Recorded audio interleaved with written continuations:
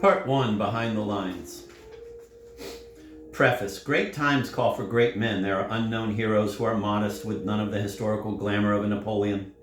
If you analyzed their character, you would find that it eclipsed even the glory of Alexander the Great. Today, you can meet in the streets of Prague a shabbily dressed man who is not even himself aware of his significance in the history of the great new era. He goes modestly on his way without bothering anyone. Nor is he bothered by journalists asking for an interview. If you asked him his name, he would answer you simply and unassumingly. I am Sweik. And this quiet, unassuming, shabbily dressed man is indeed that heroic and valiant good old soldier Sweik.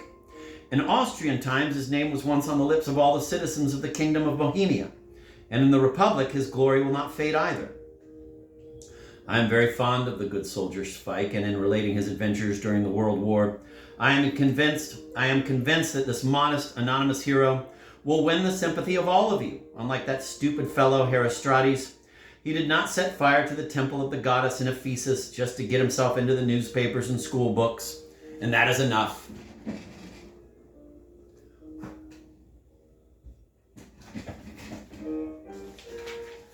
The good soldier Sweik intervenes in the Great War, and so they have killed our Ferdinand, said the charwoman to Mr. Sweik, who had left military service years before, after having been finally certified by an army medical board as an imbecile, and now lived by selling dogs, ugly mongrel monstrosities, whose pedigrees he forged.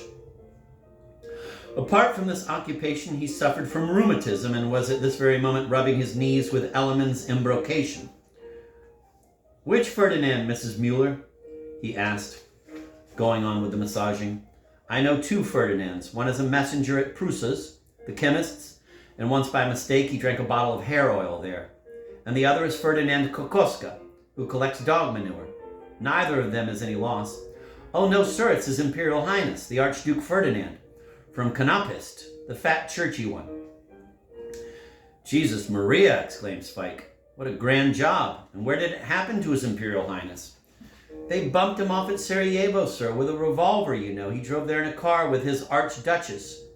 Well, there you have it, Mrs. Mueller, in a car. Yes, of course, a gentleman like him can afford it. But he never imagines that a drive like that might finish up badly. And at Sarajevo, into the bargain. That's in Bosnia, Mrs. Mueller. I expect the Turks did it. You know, we never ought to have taken Bosnia and Herzegovina from them. And so you see, Mrs. Mueller, His Imperial Highness now rests with the angels. Did he suffer long? His Imperial Highness was done for at once, sir. You know, a revolver isn't just a toy. Not long ago, there was a gentleman in Nussel, where I come from, who fooled about with a revolver too. And what happened? He shot his whole family and the porter too, who came up to see who was doing the shooting there on the third floor. There are some revolvers, Mrs. Mueller, that won't go off even if you bust yourself. There are lots of that type. But for His Imperial Highness, I'm sure they must have bought something better. And I wouldn't mind betting, Mrs. Mueller, that the chap who did it put on smart togs for the occasion. Potting at an Imperial Highness is no easy job, you know. It's not like a poacher potting at a gamekeeper. The question is how you get at him. You can't come near a fine gentleman like that if you're dressed in rags. You've got to wear a topper so the cops don't nab you beforehand. They say there are a lot of them, sir. Well, of course, Mrs. Mueller, said Sweik, finishing massaging his knees. If you wanted to kill His Imperial Highness, or for that matter, even His Imperial Majesty the Emperor, you certainly need advice. Several heads are wiser than one. One chap advises you this, another that, and then the deed is crowned with success, as our national anthem says. The main thing is to watch out for the moment when a gentleman like that rides past, just like old Luceni, if you remember, who stabbed our late lamented Elizabeth with a file. He just went for a stroll with her. Who's going to trust anybody now? After that, there will be no more strolls for empresses. And a lot of other persons will have it coming to them too, you know. You mark my words, Mrs. Mueller. It'll be the turn of the Tsar and the Tsarina next, and maybe, though God forbid, even of His Imperial Majesty the Emperor. Now they've started with his uncle. He's got a lot of enemies, the old gentleman has. Even more than Ferdinand.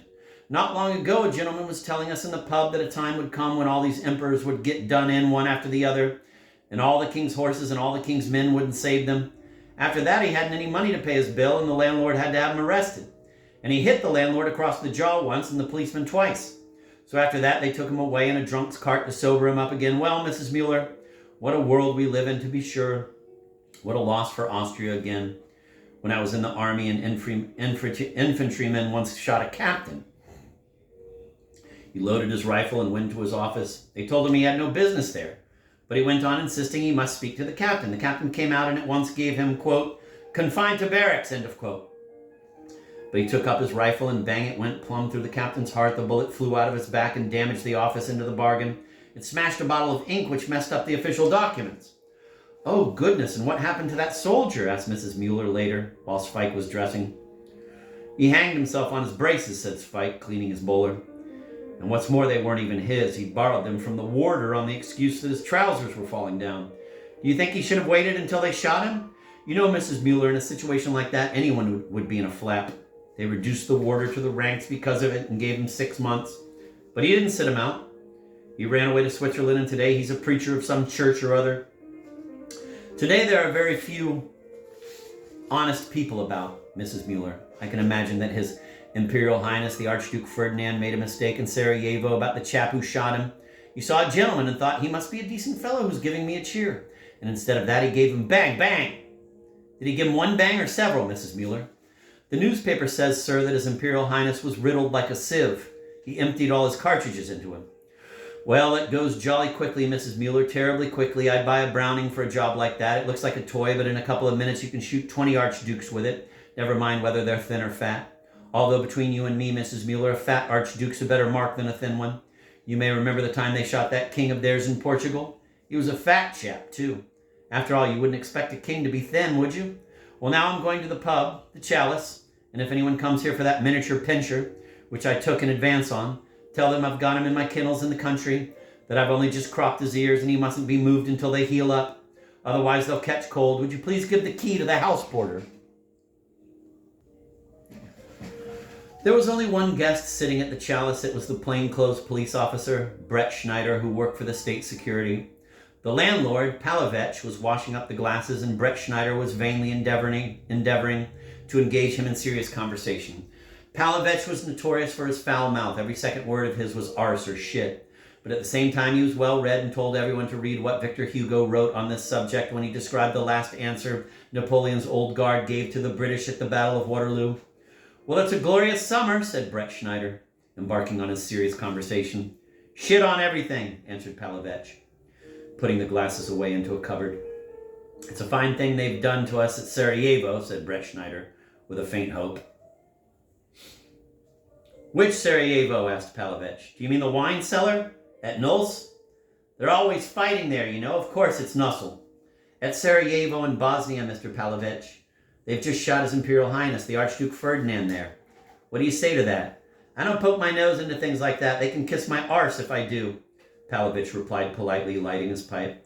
Nowadays, if anyone got mixed up in a business like that, he'd risk breaking his neck. I'm a tradesman, and when anyone comes in here and orders a beer, I fill up his glass. But Sarajevo, politics, or the late lamented Archduke are nothing for people like us. They lead straight to Pankratch. Brett Schneider lapsed into silence and looked disappointedly round the empty pub. Hello, there used to be a picture of His Imperial Majesty hanging here once, he started up again after a while. Just where the mirror hangs now. Yes, you're right, Palovech replied. It did hang there, but the flies used to shit on it, so I put it away in the attic. You know, somebody might be so free as to pass a remark about it, and then there could be unpleasantness. I don't want that, do I? In Sarajevo, it must have been a pretty ugly business, Mr. Palovech. This crafty, direct question evoked an extremely cautious answer from Palovech. At this time of the year, it's scorching hot in Bosnia and Herzegovina. When I served there, they had to put ice on our lieutenant's head. Which regiment did you serve in, Mr. Palovech? I can't possibly remember anything so unimportant. Bloody nonsense of that sort never interested me, and I've never bothered my head about it, answered Palovech. Curiosity killed a cat. Brett Schneider finally relapsed into silence, his gloomy face only lit up on the arrival of Sweik, who came into the pub, ordered a dark black beer, and remarked, Today they'll be in mourning in Vienna, too. Brett Schneider's eyes gleamed with hope, and he said laconically, On Konopist, there are 10 black flags. There should be 12, said Sweik, after he had taken a swig. What makes you think 12? Asked Brett Schneider. To make it a round number. A dozen adds up better, and dozens always come cheaper, answered Sweik. There was a silence, which Sweik himself broke with a sigh. And so he's already lying with God and the angels. Glory be, he didn't even live to be emperor. When I was serving in the army, a general once fell off his horse and killed himself without any fuss. They wanted to help him back onto his horse to lift him up, but to their surprise, he was completely dead. And he was going to be promoted to field marshal. It happened at a review. These reviews never come to any good. In Sarajevo, there was a review too. I remember once at a parade like that, I had 20 buttons missing from my uniform, and they sent me into solitary confinement for a fortnight, where I lay for 2 days, trussed up like Lazarus. But in the army, you must have discipline. Otherwise, why would anyone bother at all? Our Lieutenant Makovech always used to say, "There's got to be discipline, you bloody fools. Otherwise, you'd be climbing about on the trees like monkeys. But the army's going to make human beings of you, you godforsaken idiots." And isn't that true? Just imagine a park, let's say at Charles Square, and on every tree an undisciplined soldier. It's enough to give you a nightmare.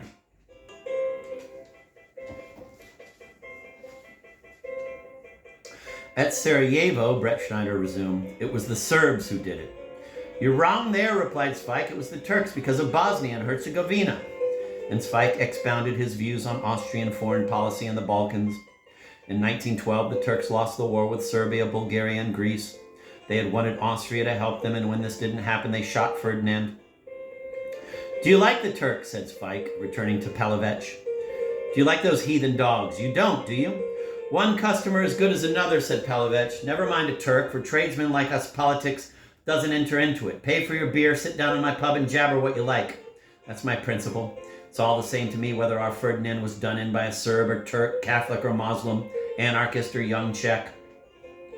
"All right now, Mr. Palovich," resumed Brettschneider, who was again beginning to despair of catching either of them out. "But all the same, you'll admit that it's a great loss for Austria." Sweik replied for the landlord. "Yes, it's a loss indeed. There's no denying it. A shocking loss. You can't replace Ferdinand by any two-penny, half-penny idiot. Only he ought to have been still fatter." "What do you mean?" Brettschneider livened up. "What do I mean?" Sweik answered happily. "Just this. If he'd been fatter, then of course he'd certainly have had a stroke long ago when he was chasing those old women at Konopist, when they were collecting firewood and picking mushrooms on his estate, and he wouldn't have had to die in such a shameful death. Just imagine an uncle of His Imperial Majesty and shot. Why, it's a scandal. The newspapers are full of it. Years ago in our Budajovice, a cattle dealer called Bretislav Ludvich was stabbed in the marketplace in a petty squabble. He had a son called Bohuslav, and wherever that lad came to sell his pigs, no one wanted to buy anything from him, and everyone said, 'That's the son of that chap who was stabbed. He's probably a first-class bastard, too.' There was nothing for him to do but to jump into the Vltava from that bridge at Krumlov, and they had to drag him out. Resurrect him, pump water out of him, and of course he had to die in the arms of the doctor just when he was giving him an injection." "You do make strange comparisons, I must say," said Brettschneider significantly. "First you talk about Ferdinand and then about a cattle dealer." "Oh, no, I don't," Sweik defended himself. "God forbid my wanting to compare anyone to anybody else. Mr. Palovich knows me very well. I've never compared anyone to anybody else, have I? But I wouldn't for the life of me want to be in the skin of that Archduke's widow. What's she going to do now? The children are orphans and the family estate at Konopist has no master. Marry a new Archduke? What would she get out of that? She'd only go with him to Sarajevo again and be widowed a second time. You know, years ago there was a gamekeeper in Zliv near Hlubko. He had a very ugly name. Pine Hour. Some poachers shot him and he left a widow and 2 little babes. Within a year she married another gamekeeper, Petke Ksavel from Mid-Lavari, and they shot him too. And then she married a 3rd time, again a gamekeeper, and said, "Third time lucky. If it doesn't succeed this time, then I don't know what I shall do." Well, of course, they shot him too, and with all these gamekeepers, she had 6 children altogether. She even went to the office of His Highness the Prince at Hluboka and complained that she'd had trouble with those gamekeepers. And so they recommended her a fellow called Jairus, who was a water bailiff in the watchtower at Razis. And can you imagine it? He was drowned when they were fishing the lake out, and she had 2 children by him. And then she took a pig gelder from Vodnany, and one night he hit her over the head with his axe and went and gave himself up voluntarily. And when they hanged him afterwards at the district court at Pizek, he bit the priest's nose and said he didn't regret anything. And he also said something extremely nasty about His Imperial Majesty.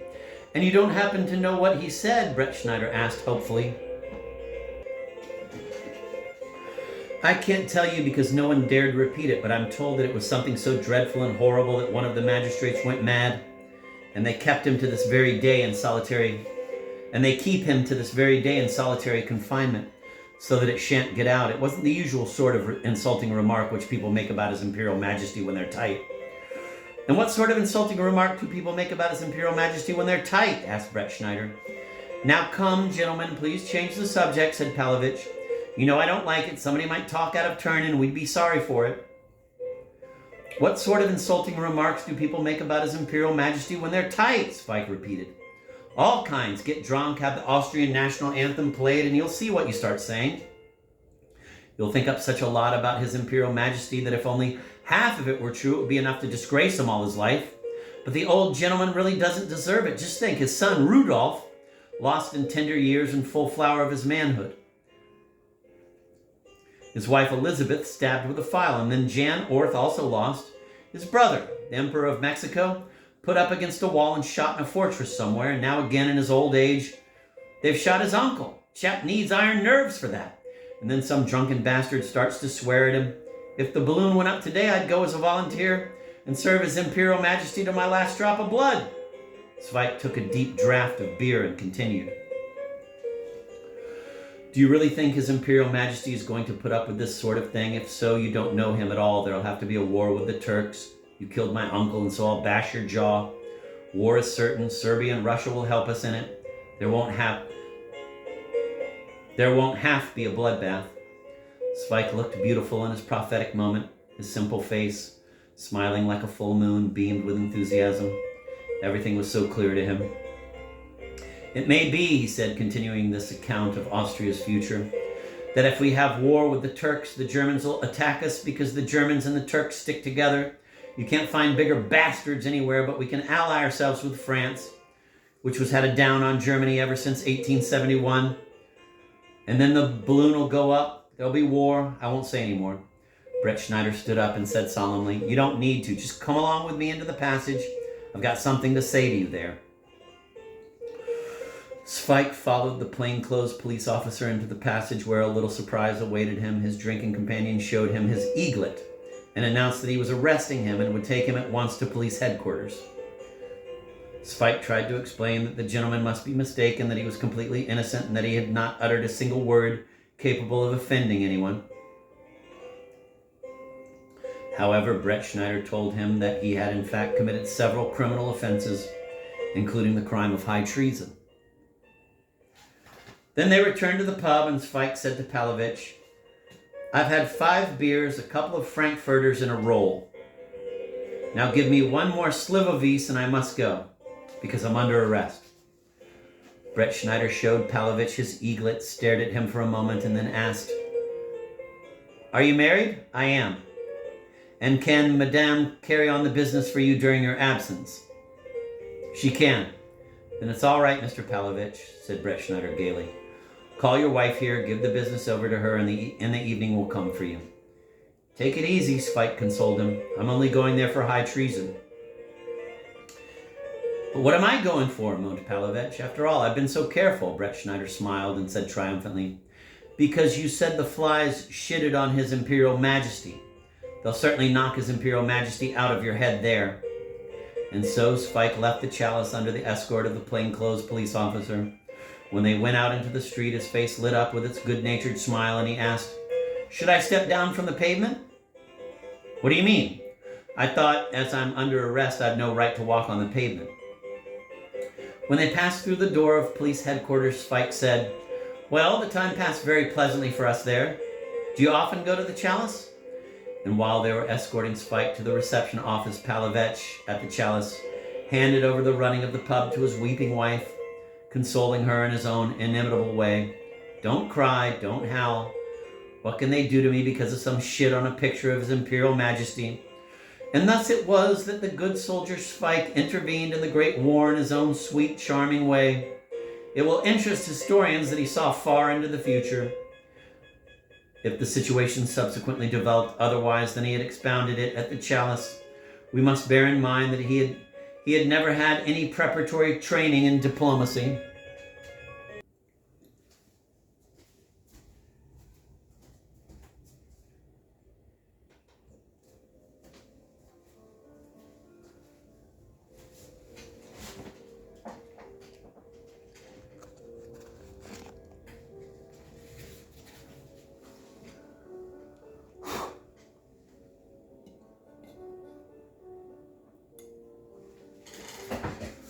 2. The good soldier Sweik at police headquarters. The Sarajevo assassination had filled police headquarters with numerous victims. They were brought in one after another, and the old inspector at the reception office said in his kindly tone, "That Ferdinand is going to cost you dear." When they had locked Sweik up in one of the numerous cells on the first floor, he found 6 persons already assembled there. 5 of them were sitting around the table, and in a corner a middle-aged man was sitting on a bunk, as though trying to avoid the company of the others. Sweik started asking them in turn why they had been arrested. From the 5 sitting at the table, he received almost exactly the same answer. Because of Sarajevo, because of Ferdinand, because of the murder of His Imperial Highness. For Ferdinand, because they did away with His Imperial Highness at Sarajevo. The 6th, who was avoiding the company of the other 5, said he did not want to have anything to do with them in case any suspicion should fall on him. He was only detained here for attempted robbery with murder on a farmer, Giles from Hollis. Sweik sat down at the table with the conspirators, who were recounting for at least the 10th time how they had got there. All except one had been taken in a pub, a wine cellar, or a cafe. The exception was an unusually fat gentleman with glasses and tear-stained eyes, who had been arrested in his apartment because 2 days before the murder at Sarajevo, he had stood drinks to 2 Serbian students of engineering at the pub Ubrejski, and had been seen by Detective Brixey drunk in their company in Montmartre and Redizova Street, whereas he had already confirmed by his signature on the police report he had stood them drinks too. In reply to all questions during the preliminary investigation at police headquarters, he repeated the stereotyped moan, "I keep a stationer's shop," whereupon he received the equally stereotyped reply, "That's no excuse." The short gentleman, who had been taken in the wine cellar, was a professor of history and was expounding to the landlord the history of various assassinations. He was arrested at the very moment when he had completed the psychological analysis of every assassination and was saying, "The idea of an assassination is as simple as Columbus's egg." "Yes, just as simple as you're from Pankratch," said the police inspector during the interrogation, capping his remark. The 3rd conspirator was the president of the charity organization Dobrummel at Hodkovici. On the day the assassination took place, Dobrummel had organized a garden party with a concert. The sergeant of the gendarmerie came to ask the public to go home, as Austria was in mourning, whereupon the president of Dobrummel said good-naturedly, "Just wait a moment until we have finished playing Hedge Slovene." Now he was sitting there with bowed head and lamenting, "In August, we have new elections for the presidency. If I'm not home by then, I may not be elected. It's the 10th time I'm president. I'll never survive the shame." The late lamented Ferdinand played an odd trick on the 4th detainee, a man of sterling character and blameless reputation. For 2 whole days, he had avoided any talk about Ferdinand, until in the evening in the cafe, while playing Marius and trumping the king of spades with the 7 of clubs, he said, "7 pips like at Sarajevo." The 5th man, who, as he said himself, was detained there, quote, "because of that murder of His Imperial Highness at Sarajevo," end of quote, was so scared that his hair and beard were still standing on end and his head reminded one of a stable pincher. This man had not uttered a single word in the restaurant where he had been arrested. He had not even read the newspapers about the murder of Ferdinand, and was sitting alone at the table when a gentleman came up to him, sat down opposite him, and said to him quickly, "Have you read it?" "No."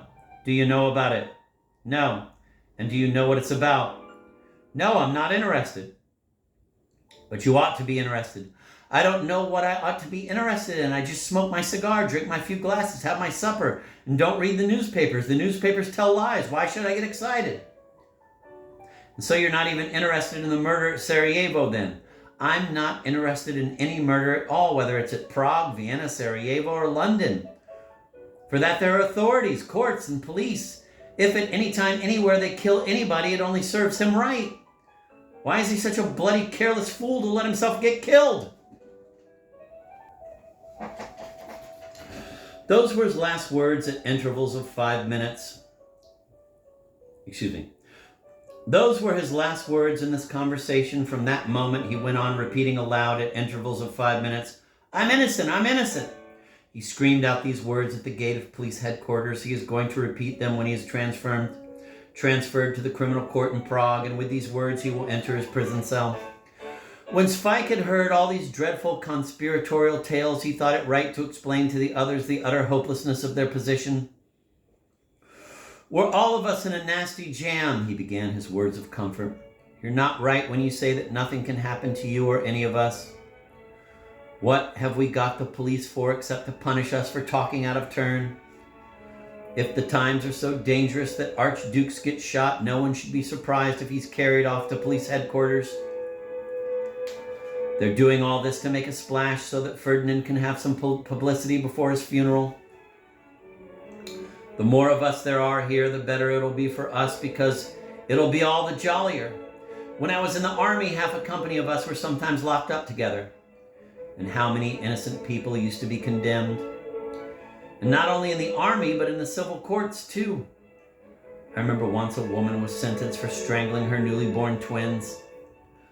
Although she swore on oath that she couldn't have strangled the twins when she'd given birth to only one little girl, which she had succeeded in strangling quite painlessly, she was sentenced for double murder all the same. Or that innocent gypsy in Sabalech, who broke into a greengrocer's shop on Christmas Day in the night. He swore that he'd gone there to get warm, but it didn't help. Once it gets into the hands of the courts, it's bad, but that bad has to be. Perhaps all people aren't such scoundrels as you'd think them to be. But how can you tell the good chap from the rotter, especially nowadays at such a serious time as this, when they've bumped off Ferdinand? When I served in the army in Budajovice, the captain's dog got shot in a forest behind the parade ground. When he learnt about it, he summoned us all, made us fall in, and ordered every 10th man to step forward. Of course, it goes without saying that I was one of the 10th men, and so we stood at attention without batting an eyelid. The captain went along our ranks and said, "You bastards, you swine, you brutes, you spotted hyenas, you! Because of that dog, I'd like to send every bloody one of you into solitary confinement, make macaroni of you, shoot you up and make kedgurry out of you. And to show you I'm not going to be soft with you, I'm giving all of you 14 days. CB. And so there you see.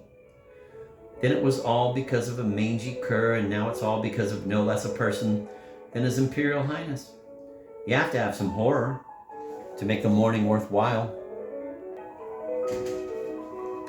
I'm innocent, repeated the man with his hair on end. "Jesus Christ was innocent too," said Sweik. "And all the same they crucified him. No one anywhere has ever worried about a man being innocent. Mal halten und weiter dienen. Grin and bear it and get on with the job. As they used to tell us in the army, that's the best and finest thing of all." Sweik lay down on the bunk and fell asleep contentedly. Meanwhile, they brought in 2 new detainees. One of them was a Bosnian. He walked up and down the cell, grinding his teeth, and every time he opened his mouth said, "Jebem te dusu." Fuck your soul. He was tortured by the thought that his peddler's basket would get lost at police headquarters. The other new guest was the landlord Palavech. When he saw his friend Sweik, he woke him up and called out in the most tragic tones, "Now I'm here too." Sweik shook his hand cordially and said, "I'm glad about that, really I am. I knew that gentleman would keep his word when he said that they'd come for you. Punctiliousness like that is a good thing, but Palavech remarked that punctiliousness of that sort was not worth a shit, and lowering his voice asked Sweik whether the other gentlemen under arrest were thieves because it might harm his business. Sweik explained to him that all of them belonged to the same party arrested because of the Archduke, except the man who had been arrested for attempted robbery with murder on a farmer, Giles from Hollis. Palavich took umbrage at this and said that he was not here for any pipsqueak of an Archduke, but because of His Imperial Majesty. And because the others began to show interest, he told them how his flies had defiled His Imperial Majesty. "They fouled him up for me, the vermin," he said, ending the description of his adventure. "And finally they got me locked up. I'll never forgive those flies for that," he added menacingly. Sweik went back to bed, but he did not sleep long because they came to take him away for questioning. And so, mounting the staircase to the 3rd department for questioning, Sweik carried his cross up onto the hill of Golgotha, sublimely unconscious of his martyrdom. Observing the notice that spitting in the corridors was prohibited, he asked the policeman to allow him to spit in the spittoon, and, beaming with his natural simplicity, said as he came into the office. "A very good evening to you all, gentlemen." Instead of a reply, someone pummeled him under the ribs and stood him in front of a table behind which there sat a gentleman with a cold official face and features of such bestial cruelty that he might have just fallen out of Lombroso's book, Criminal Types. He gave Sweik a bloodthirsty look and said, "Take that idiotic expression off your face." "I can't help it," replied Sweik solemnly. "I was discharged from the army for idiocy and officially certified by a special commission as an idiot. I'm an official idiot." The gentleman of the criminal type ground his teeth. "What you're accused of and you've committed proves you've got all your wits about you." And now he proceeded to enumerate to Sweik a whole series of different crimes, beginning with high treason and ending with abuse of His Majesty and members of the imperial family. The central gem of this collection was Sweik's approval of the murder of the Archduke Ferdinand, from which there branched out a string of fresh crimes, among which the shining light was the crime of incitement, as it had all happened in a public place